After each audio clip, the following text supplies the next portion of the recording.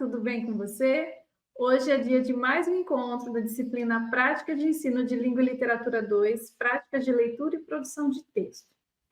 Nós estamos no módulo 2, Práticas Pedagógicas, Seleção de Materiais Didáticos e Planejamento, e na unidade 1, Planejamento e Ação da Extensão.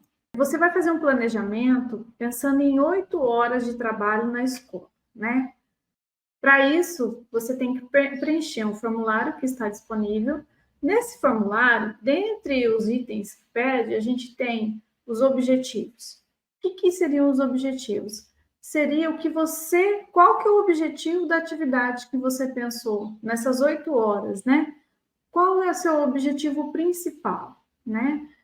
Por exemplo, um dos objetivos seria conhecer melhor a realidade escolar, né? Algo nesse sentido. Pensa que são objetivos para você enquanto estudante da graduação, né? Quais são os seus objetivos ao desenvolver essa atividade? Depois tem os conteúdos, né? O que você selecionou para essa atividade? Quais são os conteúdos, né, que você vai trabalhar? A metodologia. Como é que você vai desenvolver esse trabalho? Veja só, a metodologia é o segredo para que você faça um bom planejamento.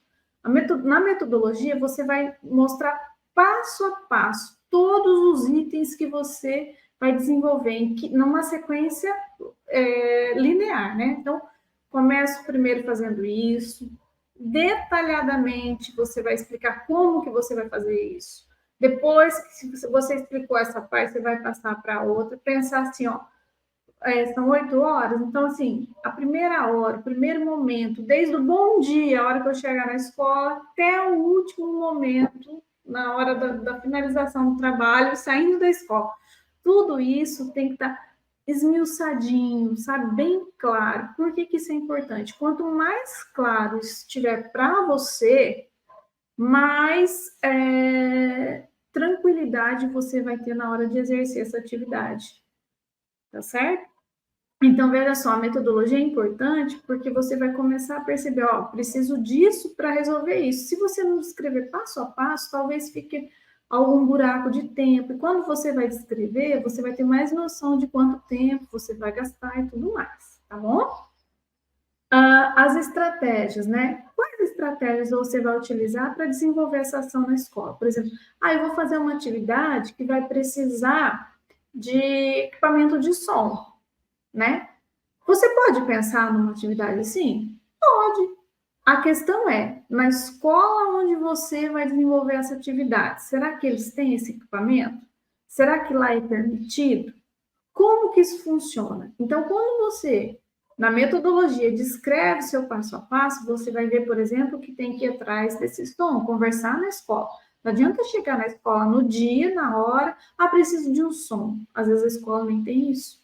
Então, assim, você precisa, com tempo, organizar o que você vai trabalhar, descrever metodologicamente, perceber quais estratégias você vai utilizar para desenvolver essa atividade e verificar quais são esses recursos, né, que você vai utilizar e se isso é possível no lugar que você escolheu para fazer essa atividade. No lugar, digo, na escola que você escolheu para fazer essa atividade. Então, assim, por isso que é importante o planejamento, né? E pensar metodologicamente nas metodologias que você vai utilizar, quais estratégias você vai utilizar, quais os recursos você vai utilizar para que você consiga desenvolver essas atividades, né? Com todo esse planejamento, com tudo isso, é mais fácil você administrar o tempo e também avaliar se essa atividade dá para fazer, não dá, eu preciso fazer uma adequação aqui. Então, assim, quando a gente fala do planejamento que você vai preencher, esses itens que eu acabei de mencionar, eles são obrigatórios, tá certo? E você vai ter que preencher e detalhar cada um deles, tá bom? Bom, para fazer o planejamento, né? O que é preciso saber, além disso tudo que eu falei, mas sobre o conteúdo, né, que eu vou ministrar. Bom, a gente sabe que a BNCC, a Base Nacional Comum Curricular, ela vai a BNCC é um documento que ele foi criado para estabelecer quais são os conteúdos mínimos, né, que os alunos devem aprender, ou seja, que a escola deve trabalhar com esses alunos, né? Então, assim, a partir disso, você tem que consultar a BNCC, que está como material de leitura, né? Da área de língua, ela é um documento grande, extenso, com todas as áreas, né? Mas é claro que a gente vai focar no nosso objeto de estudo, que é a língua portuguesa, né? E escolher, dentro dos conteúdos que ela defende, que esse aluno tem que aprender, você pode escolher esses conteúdos e elaborar essa atividade, tá certo? A BNCC, ela defende o ensino por meio de competências e habilidades, ou seja, para cada etapa escolar, tem competências e habilidades que esses alunos têm que aprender, né? A partir do que você gostaria de trabalhar nessa atividade, você vai verificar quais competências, quais habilidades, se a tua atividade dialoga com essas competências e habilidades, ou seja, veja quais dessas competências e habilidades você está trabalhando, né? E a partir daí, você vê se é possível selecionar o material didático e selecionar a atividade da maneira como você gostaria, tá certo? Então, assim, qualquer material didático que eu vou selecionar, primeiro, vamos ler as competências, habilidades, vamos pensar qual atividade eu gostaria de desenvolver. Essa atividade, ela está dialogando com a base? Eu consigo visualizar essas competências, essas habilidades a partir dessa atividade que eu estou pensando? Bom, quais textos eu vou escolher trabalhar com eles? É claro que a gente você vai ver isso também na aula que vem, né? Mas, assim, você vai escolher um gênero textual. E aí, levar exemplares desse gênero, mas, por exemplo, você escolhe o poema, né? Um poema só dá certo? Talvez eu precise de mais poemas para desenvolver isso. Como é que eu vou fazer esse trabalho? A base, a BNCC, né? Ela é de 2017 e ela dialoga com outro documento que são os Parâmetros Curriculares Nacionais, o PCN. Tanto a base quanto os parâmetros, eles vão defender, né, o ensino de língua por meio dos gêneros de discurso. E o que isso significa? Né? Gêneros de discurso, gêneros textuais, né? Significa que a gente vai escolher trabalhar com os textos do nosso cotidiano, mas a gente não vai estudar a língua portuguesa de forma isolada. A gente vai estudar a língua portuguesa de forma contextualizada, sempre dentro de um texto. Então, por exemplo, a gente não vai, se eu vou, por exemplo, analisar um verbo, eu não vou analisar o verbo dentro de uma frase isolada ou conjugando ele uma lista de conjugação. Não é isso que esses documentos atuais eles orientam. A orientação é que a gente trabalhe com esse verbo dentro de um texto. Qual que é a finalidade dentro desse contexto?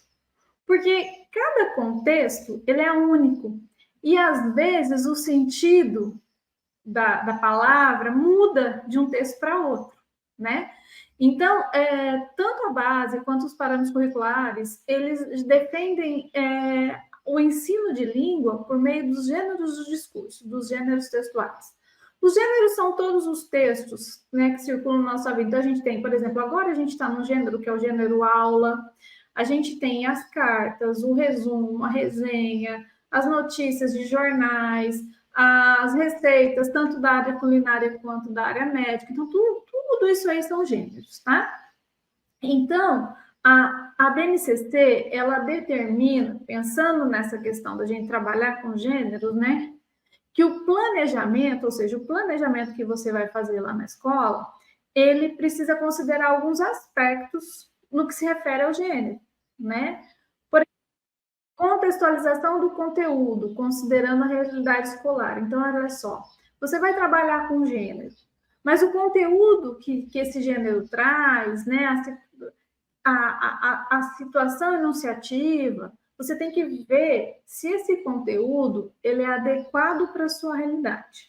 É claro que o aluno precisa aprender o que ele ainda não sabe, né?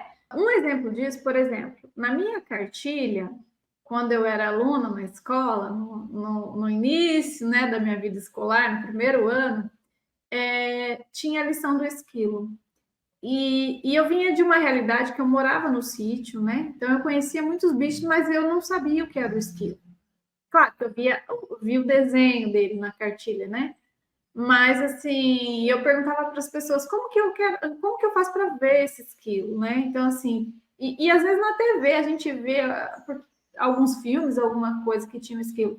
Mas assim, eu tinha uma curiosidade danada para ver esse esquilo. E eu só fui realizar esse sonho depois de velho. Mas veja só, quando a gente pensa, tudo bem que o esquilo foi ali na cartilha, era um animal que também aparece em filmes, né? Mas era algo totalmente que foge da realidade da maioria dos brasileiros, né?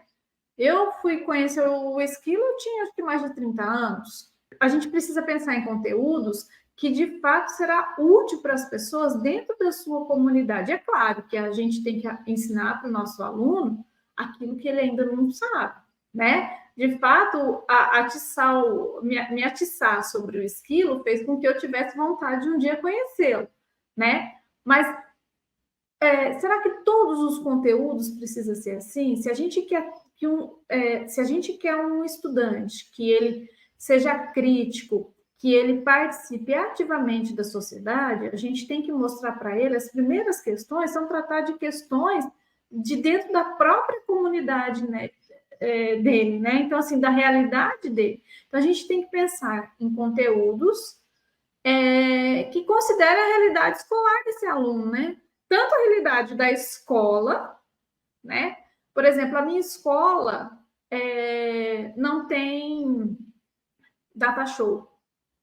Então, não posso pensar numa atividade que exija data show se a escola não tem condição de oferecer, a não ser que eu consiga esse data show de outra forma, né?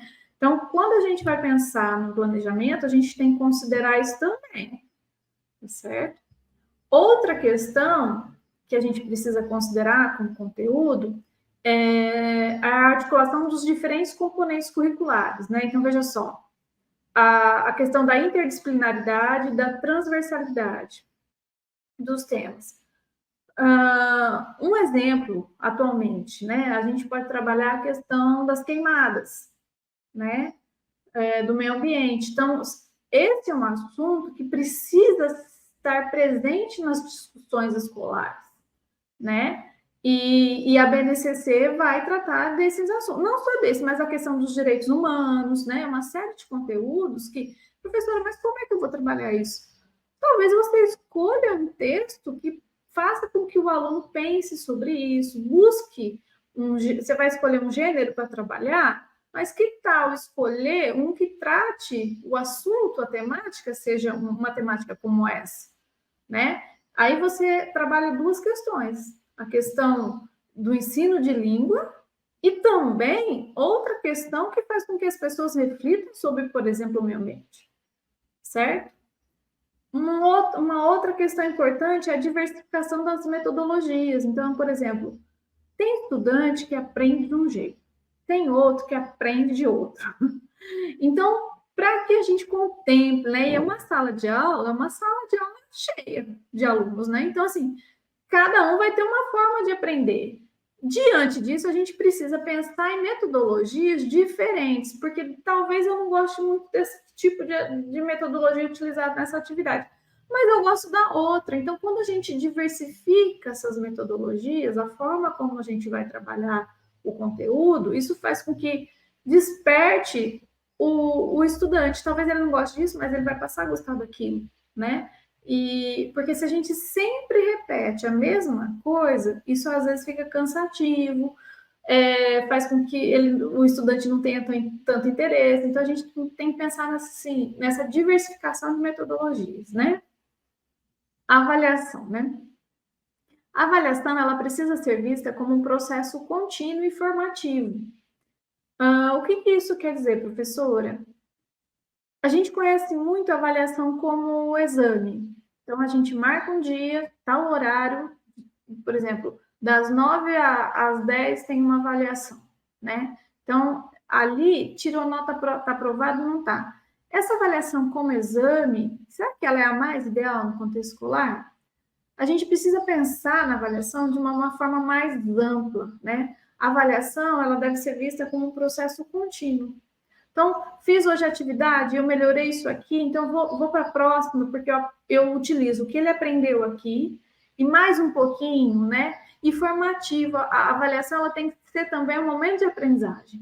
Então, a gente não pode pensar só na avaliação como uma prova, um exame, mas pensar em avaliações quase que diariamente durante o processo, pois essas avaliações ela faz parte do dia a dia escolar.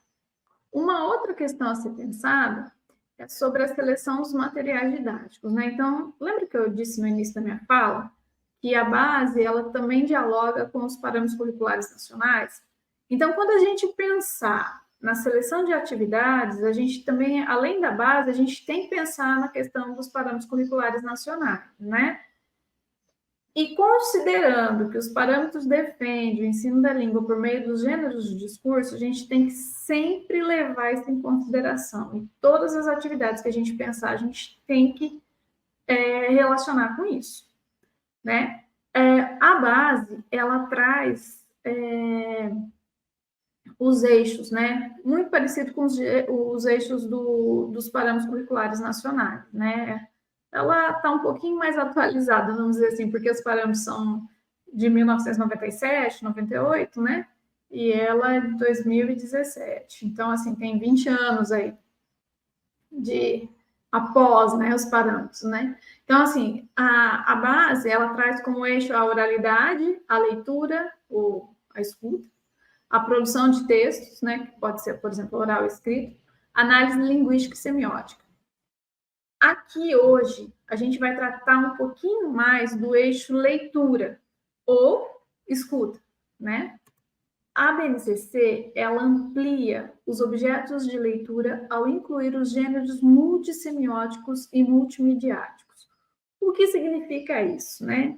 Que, por exemplo, vídeos, podcasts, hoje tudo isso faz parte do eixo leitura. Então, por exemplo, se a gente está assistindo a um vídeo, né? Quando a gente está assistindo, nós somos leitores desse vídeo, né? Por isso que é leitura ou escuta. Nós estamos escutando um podcast, nós estamos escutando, mas à medida que a gente escuta, nós vamos construindo sentidos, né? Quando a gente interage, né, com o que a gente está ouvindo, com o que a gente está lendo. Por exemplo, a gente está numa aula hoje. Essa aula nossa, ela é uma aula intermediada por meio das tecnologias, né? E então você está visualizando, você está ouvindo, então assim, você enquanto aluno está utilizando do eixo leitura, né? Para dialogar comigo, para interagir comigo nessa aula e tentar compreender um pouco do conteúdo a ser estudado. Isso também quer dizer, né, que a BNCC ela contempla produções de linguagem veiculadas pelas atuais tecnologias digitais de informação e comunicação. Esse é o exemplo da aula que eu acabei de dar agora para você, né? Além disso, então, assim, eu posso pensar numa atividade lá na escola, utilizando vídeos. É claro que eu tenho que olhar a minha realidade da minha escola no sentido assim, eu tenho ferramentas, com o que eu vou gravar, a escola oferece alguma coisa, a gente pode utilizar celular, não pode, como que eu vou fazer, certo? A BNCC, ela não explica como as práticas de linguagem devem ser desenvolvidas em sala de aula. Porque quem são as pessoas responsáveis por isso são as pessoas que fazem parte da equipe pedagógica e os professores. Então, por isso que ela não explica. Então, você que vai atuar, né, como um professor nesse momento da prática, você tem a liberdade, claro, dialogando com a equipe pedagógica, né? Faça o seu planejamento, mostre suas ideias, mostre o planejamento do professor, da turma que você vai ministrar, né? Vai fazer a sua prática, mas veja o que ele acha, escute esse professor, porque ele conhece a realidade da escola, ele conhece os alunos, né? De repente, ele te dá uma dica, seja humilde, peça orientação a ele é a pessoa mais indicada para te ajudar nesse aspecto. Professor, eu pensei nessa atividade assim, assim, assim. O senhor acha que é possível? É viável? O que eu poderia fazer para melhorar ou tirar? Ou o que o senhor sugere? Né? Essa opinião do professor lá da escola onde você, da sala de aula onde você vai fazer a sua prática, é fundamental para você desenvolver a sua atividade. Então, por isso que é importante que você vá antes, veja os recursos, dialogue com o professor, pergunte a ele, ó, o senhor tem alguma sugestão de atividade para fazer? Normalmente o professor já vai falar, ó, eu estou precisando que trabalhe mais tais conteúdos, né? E aí você pensa, elabora a sua atividade em cima disso, tá certo?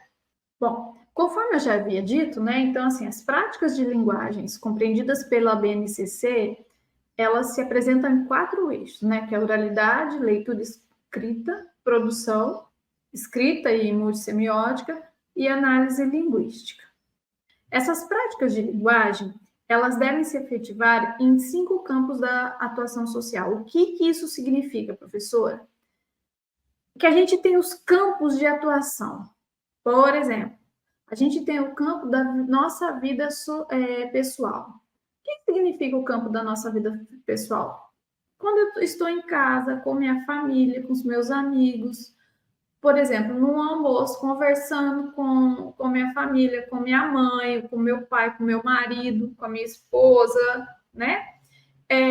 Eu utilizo gêneros para dialogar com essas pessoas, né? Normalmente, nesse lugar, nesse lugar, em casa, a gente utiliza mais os gêneros orais, são gêneros mais informais, né? Como, por exemplo, o diálogo, não é isso? A gente tem também as práticas, né, no campo de estudo, por exemplo, aqui na universidade, né? Você tem os textos, claro, você tem o gênero aula, mas é muito comum o professor pedir resumo, resenha, a gente escuta muito falar de TCC, de monografia, então é todos esses textos fazem parte das práticas sociais do campo de quem está na universidade, tá certo? A gente tem os textos de atuação em vida pública. O que significa? Nós somos regidos por leis, né? E nós temos que obedecer a leis, algumas escritas, outras não são escritas, mas a gente sabe. Por exemplo, se eu passo por alguém, né? Eu tenho que um cumprimento, faz parte da boa educação, né? A gente tem, por exemplo, que cumprir algumas normas. Por exemplo, eu posso chegar na prefeitura falando de qualquer jeito? Não, né? Para falar com alguém, eu preciso marcar a hora, fazer um documento por escrito. Então, assim, vamos supor que eu sou convocada para ser jurado de um tribunal de júri. Eu posso chegar lá e falar qualquer coisa, fazer qualquer coisa? Não, primeiro porque se eu sou jurada, eu não posso nem conversar na hora com o advogado de defesa e acusação, né? Então, assim, eu só tenho que ouvir, ou então falar com o juiz em algum momento específico. Então, veja só, a atuação na vida pública exige alguns comportamentos, né? E para que esses comportamentos eles existam, né? Eu preciso dialogar por meio de textos, e aí tem alguns textos específicos da minha vida pública, né? Tudo a gente se comunica com o outro, interage com o outro por meio de algum texto. E sempre esse texto tem algum nome, né? A gente tem os textos do campo da esfera midiática, jornalística, por exemplo, notícias de jornal, podcast, né? Então, assim, esses textos, a gente sabe que vai circular naquele lugar ali. A gente tem também textos do campo artístico literário, por exemplo, uma música, um poema.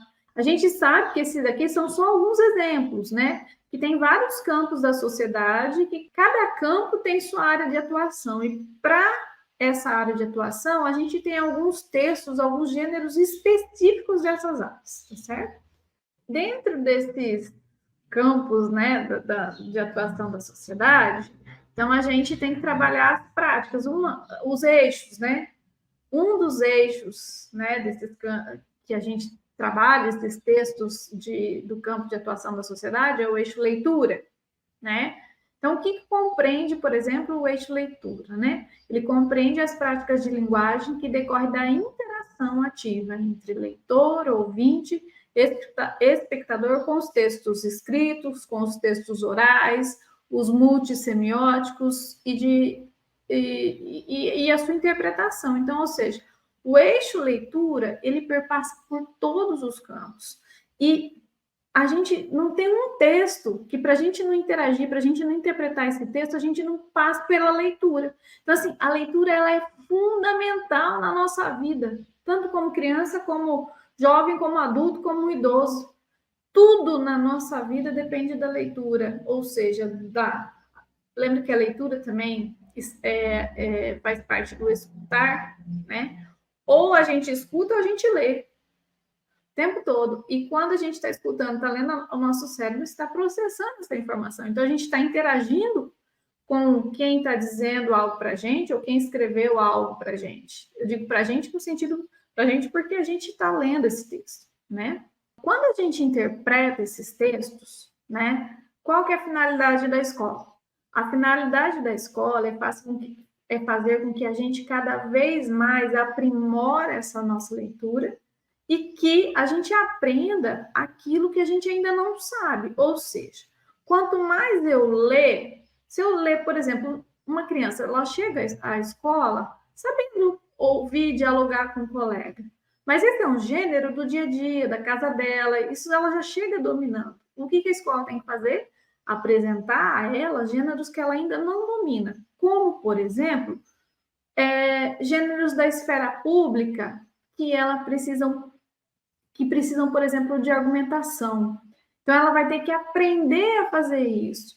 Ah, será que ela gosta de ler poesias? Ela lê umas poesias mais simples, algo menor, um texto menor, mas a escola vai ter que apresentar a ela poemas mais complexos, uma literatura mais complexa, e que ela, ao passar do tempo, conforme vai lendo, vai aprendendo, vai construindo sentidos, e então esse conhecimento vai ampliando. Então, isso vale, por exemplo, para as obras literárias, né? As mais complexas, que é a função da escola, ensinar. Os trabalhos acadêmicos, a gente começa com os mais simples, até a gente chegar numa tese de doutorado, que não é fácil, então a gente passa assim, por resumo, resenha, TCC, né? Aí chega na monografia, na dissertação de mestrado e uma tese de doutorado. Então, assim, veja só, isso é uma progressão contínua. Então, a gente tem inúmeros textos e a escola ela vai seguindo essa progressão, sabe? De fazer com que o estudante comece sabendo um pouquinho e vai ampliando, vai aumentando em todas as áreas. No eixo leitura, né, a gente sabe que uma fotografia é um texto, um desenho é um texto, uma foto é um texto, né? Um gráfico é um texto. Então, assim, a gente vai ter que aprender também a ler esses textos que muitas vezes não tem uma única palavra escrita, mas que o nosso conhecimento, interagindo com o outro, faz com que nós construímos sentidos para esses textos. Então, por isso que eles precisam estar presentes nas atividades da escola, e a BNCC vai defender isso. Ela também vai defender, e esse é o grande diferencial dela com relação aos parâmetros curriculares nacionais, os textos em movimentos, como os filmes, vídeos, a questão do audiovisual, né? E como que nós, professores, vamos trabalhar isso com os alunos? Será que eles podem produzir um vídeo? Por exemplo, no final da sua prática, você vai ver que você pode solicitar aos seus alunos, depois de desenvolver atividades, por exemplo, um vídeo, né, que relacione com o que você pensou, com o que você desenvolveu durante a sua prática, que a última atividade seja socializar esse vídeo, por exemplo. É um exemplo, né? A questão do som, da música, tudo isso faz parte do eixo leitura. Bom, para isso, as habilidades de leitura, elas não podem ser vistas de forma genérica ou descontextualizada. Todas as atividades de leitura, a gente pressupõe uma interação com o autor por meio de um texto e um contexto, né? Então, assim, quando você vai fazer a leitura de algo, tem que ter todo um conhecimento sobre esse assunto, sobre o gênero, para você ampliar o que você já sabe e também relacionar com outras coisas. A leitura faz parte disso. Quando a gente está lendo um texto, muitas vezes a gente tem que relacionar com algo que já foi dito em outro lugar, né? Que não está ali escrito, mas o nosso conhecimento de mundo sobre aquilo faz com que a gente pense sobre o que já foi. Diante disso, a gente vai ampliando a nossa capacidade leitora, né? E vai agregando cada vez mais e construindo mais sentidos. Por isso que a escola precisa trabalhar com uma diversidade de gêneros, né? E também, quando ela trabalha com essa diversidade de gêneros, ela precisa olhar a questão, por exemplo, temática. Então, a questão temática em diversos gêneros, a estrutura sintática. Então, por exemplo, tem gêneros que são mais formais, que a estrutura sintática é de uma forma, os mais informais, a estrutura sintática é outra, o vocabulário é diferente, os recursos linguísticos e estilísticos também são diferentes. Por exemplo, é muito diferente a gente pegar um poema com os recursos linguísticos e estilísticos dele e um texto, por exemplo, de uma notícia de jornal ou de um texto do campo jurídico, né? Então, são recursos linguísticos utilizados de maneira totalmente diferente. A questão das vozes, da linguagem, quem está por trás, com quem que dialoga, quais são os sentidos, a questão de intertextualidade, né? Então, veja só, quais são os processos mentais que a gente utiliza para fazer isso, o que a gente aciona no nosso cérebro ao fazer a leitura.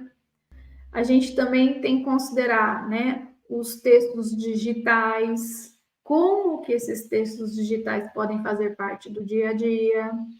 Diante disso tudo, a gente precisa considerar uma diversidade cultural, né, e trazer essa diversidade de textos para que o aluno seja capaz de entender essas diferenças e interagir de formas diferentes com o seu leitor.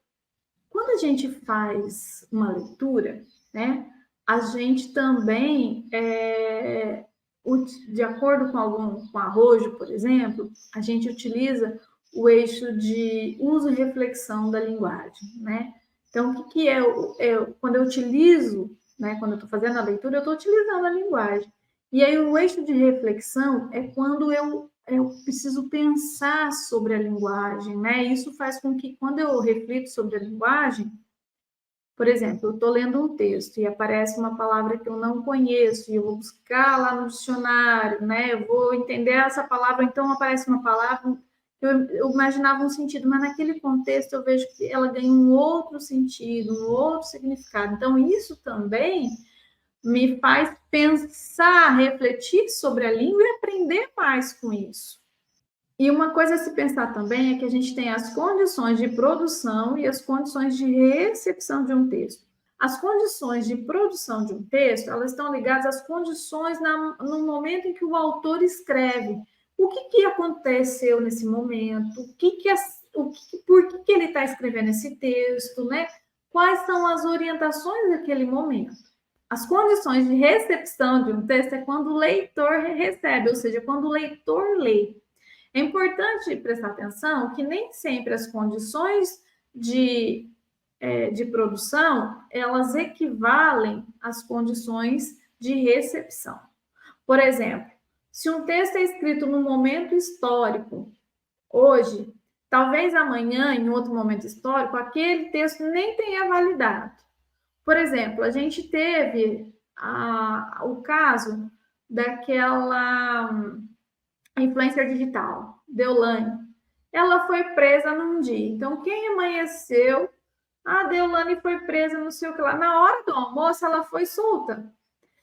Se você começa a ler o texto, por exemplo, no final da tarde, quando ela já tinha sido solta e você lendo que ela foi presa, aquilo passou de ter... A notícia passou a não fazer mais sentido e você nem percebeu. Então, tem que ficar muito atenta com essas questões, principalmente quando há notícias, né? As condições de produção, naquele momento em que a notícia, naquele momento que o texto, qualquer outro texto foi produzido, e o momento que você está lendo, que às vezes o que você está lendo hoje já não é mais verdade. Então, o leitor é preciso estar atento até nisso. A gente sabe também que tem as questões de dialogia, né, de intertextualidade, né? É quando um texto dialoga com o outro. Por exemplo, a gente tem uma música do Legião Urbana que fala: ainda que eu fale a linguagem dos homens e dos anjos, ainda que eu tenha, tarararã, né? Então, eu falo assim, isso tem relação com o quê? Está na música dele. Alguns vão falar assim, isso tem relação com a Bíblia, professora. Ok, é verdade.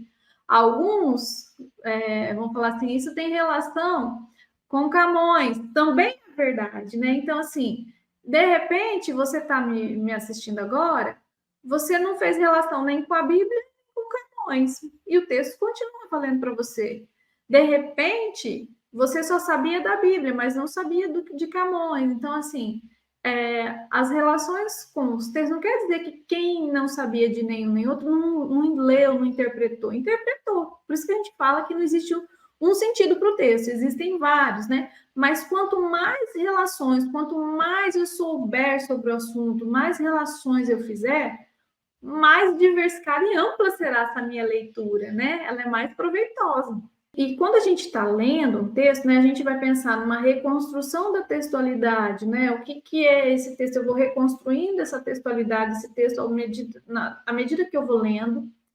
A organização textual desse texto, a progressão do tema, né? E as relações que eu faço entre as partes, tudo isso faz com que eu consiga compreender melhor esse texto enquanto leitor, né? E enquanto autor, a gente tem que pensar quando a gente escreve em todas essas questões com o nosso leitor. Quando a gente lê um texto e relaciona, e pensa nessas questões todas, né?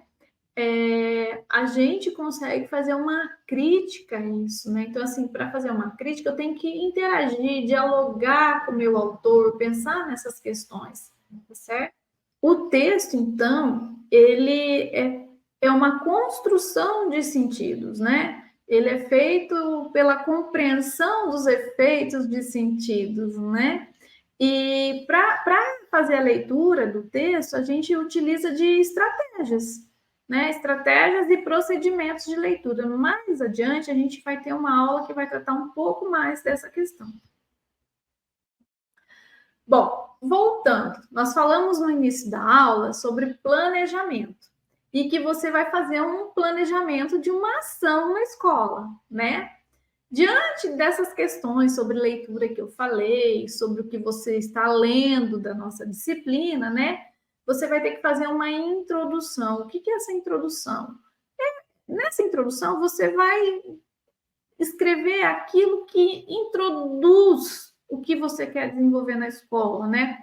O que você está pensando? Por que você quer um assunto? Vai meio que, sabe, argumentar o porquê que você quer fazer essa atividade e dar um pontapé assim, inicial sobre o que você vai fazer, mas de forma breve. Você está introduzindo o assunto, né?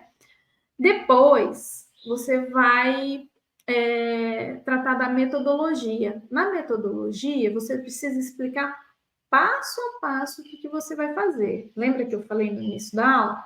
Então, assim, detalhar, esmiuçar o que você vai fazer. Depois, a gente tem as atividades desenvolvidas. Então, assim, o que você vai desenvolver na escola? Então, eu vou começar com a leitura de um texto, de um poema, por exemplo. Então, você, primeiro, mas quem vai fazer essa leitura é você? É o aluno? Ou, por exemplo, pode ser você mais 2 alunos. Então, você tem que pensar quem é que vai fazer, como vai fazer, se é em dupla, se essa leitura é para a sala toda, cada um vai ler individualmente no seu caderno, na sua carteira, de forma silenciosa, como que vai ser essa leitura, certo? Então, assim, pensa nessas atividades e como será feita, e, assim, detalhá-las, muito bem detalhadas. Quais são os recursos que você vai utilizar, né? Então, você vai precisar de data show, você vai precisar de celular. Essas atividades tem na escola, esses recursos tem na escola. Você falou com a professora se pode utilizá-lo ou não, como que é o procedimento, isso é muito antes da aula, não é no dia da sua aula, tá certo? Mas isso tem que estar descrito nesse planejamento. Quais são os resultados que você espera? Veja, como é um projeto que você vai estar fazendo antes de iniciar, então são as suas expectativas. Eu quero fazer isso, isso, isso, isso. Eu espero que com esse planejamento eu alcance tais resultados, né? É uma suposição ainda, porque você ainda não desenvolveu. Então, a gente não sabe se o que você espera de fato vai acontecer. Então, mas o que você espera com ele? Tem que dizer.